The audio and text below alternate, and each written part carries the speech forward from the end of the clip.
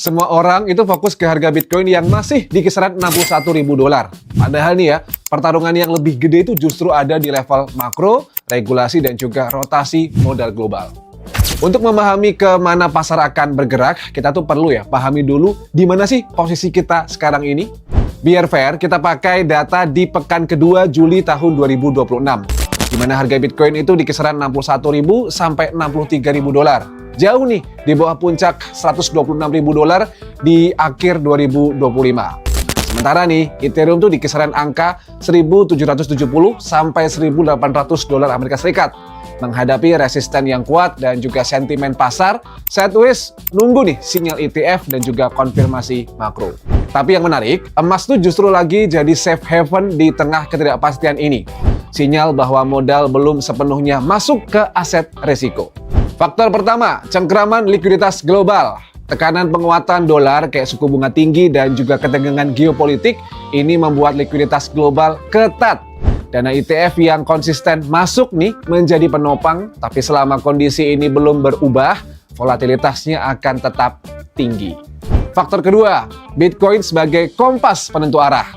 Pemulihan pasar hampir selalu dimulai dari Bitcoin yang mempertahankan nih level supportnya. Diikuti Ethereum, baru nih kemudian altcoin.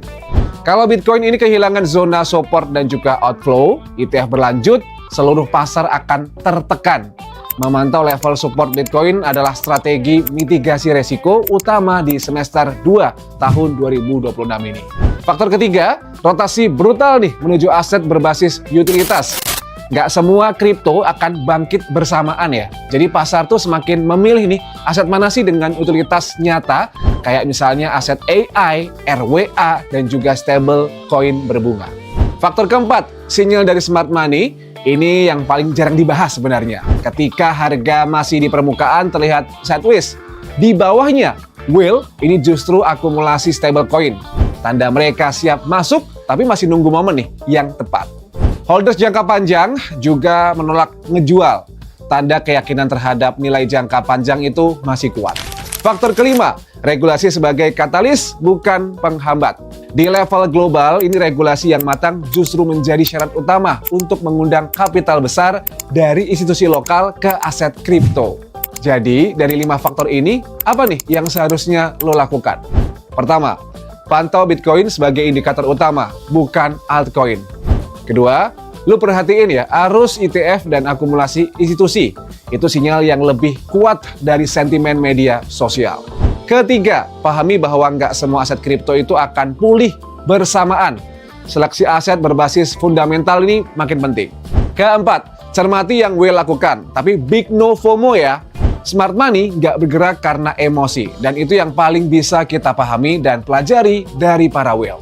Kelima, regulasi yang kuat bukan musuh kripto. Justru ini adalah fondasi nih untuk adopsi yang lebih luas. Dan yang paling penting, keputusan investasi itu harus berbasis pemahaman, bukan FOMO. Dari 5 faktor tadi, mana nih yang paling lu waspadai nih di semester 2 tahun 2026? Tulis di kolom komentar, dan seperti biasa yang selalu Indra sampaikan, ini bukan ajakan untuk beli atau jual aset ya. Selalu do your own research, dan sampai jumpa di video edukasi with Cryptopedia selanjutnya. Hasta la vista, obrigado, ciao.